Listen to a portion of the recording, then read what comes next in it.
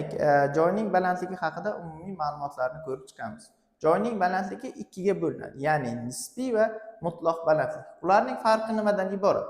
Birinchi bo'lib biz nisbiy balandlik haqida umumiy tushunchaga ega bo'lishimiz kerak. Nisbiy balandlik bir joyning ikkinchi joyga nisbatan balandligi hisoblanadi. Mana misol uchun biron bir qirning balandligi. Biron bir qir deb oladigan bo'lsak, uni biz demak etagdan to uning tepa qismigacha bo'lgan joyni biz uning nisbiy balandligi deb ataymiz. Endi biz nisbiy balandlikni topografik xarita va joy planlarida foydalanamiz. O'shalarda foydalanganimizda uni aniqlashda biz niviller degan asbobdan foydalanamiz.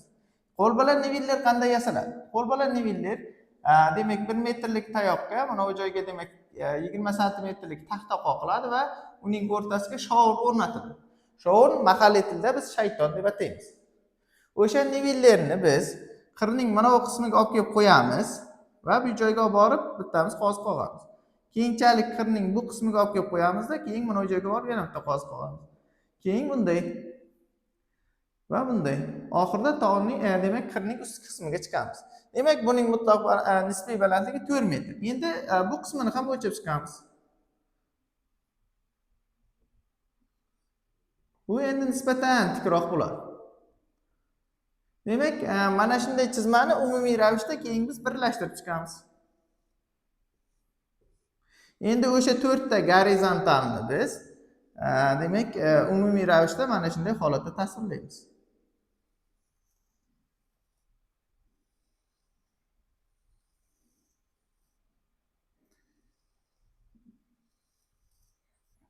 Demak, geografik xaritamizning demak bu taraf tikroq bo'lganligi uchun gorizontallar bir-biriga yaqin tasvirlangan, bu taraf qiyaroq bo'lganligi uchun gorizontal bir-biridan uzoqroq tasvirlangan.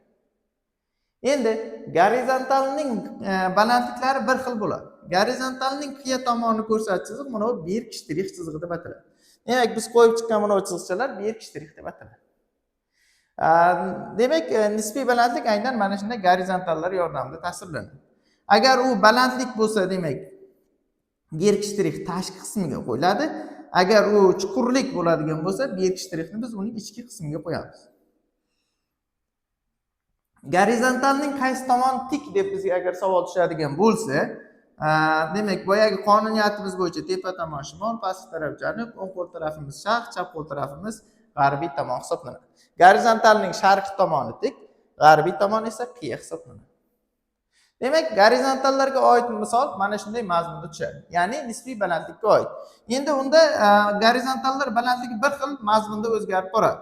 Agar gorizontallar oralig'i 100 metrdan iborat bo'lib, gorizontalning markazidagi nuqtaning balandligi demak 400 metr bo'ladigan bo'lsa, A nuqtaning balandligi, demak mana bu joyning balandligi 300, mana bu joyning balandligi demak 200, mana bu joyning balandligi esa 100 metrga teng hisoblanadi. Gorizontallar oralig'i, ya'ni mana bu oraliq doimiy ravishda bir xil masofada o'zgarib boradi.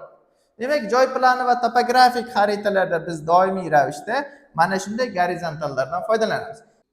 Endi joyning mutlaq balandligi bu geografik xaritalarda keng foydalanamiz.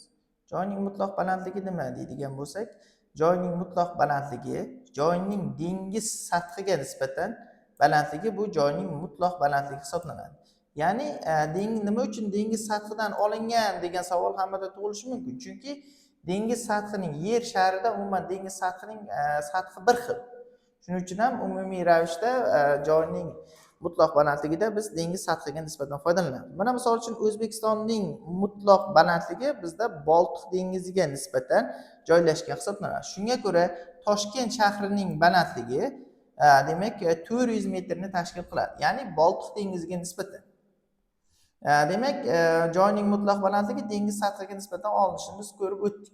Shunga qarab turib, geografik xaritada ranglar berilgan. Misol uchun, G'arbiy Sibir pasttekisdagi balandligi 200 metrgacha bo'lgan joylar bu pasttekisliklar deyiladi. Bular yashil rangdan foydalanadi. Yoki mana misol uchun Ural tog' atrofidagi qirlar, Valday qirlari, boshqa qirlar sariq rangdan foydalangan. Demak, tog'lar jigar rangdan foydalanadi. Demak, balandlik shkalasida aynan mana shu ranglarda foydalanamiz. Geografik xaritaning pastki qismiga e'tibor bersak, barcha balandlik shkalasi umumiy ravishda tabiiy geografik xaritalarda mana shunday balandlik shkalasini umumiy ravishda ko'rishimiz mumkin. Deyarli barcha tabiiy xaritalarda mana shunday balandlik shkalasida ko'riladi. Demak, dengiz sathiga nisbatan balandlik umumiy ravishda mana shunday ranglar bilan ifodalanar ekan. Endi chuqurliklar shkalasi bor. Chuqurliklar shkalasida biz ko'proq havo rang yoki ko'k rangdan foydalanamiz. Endi geografik xaritamizda bir asosiy test bor.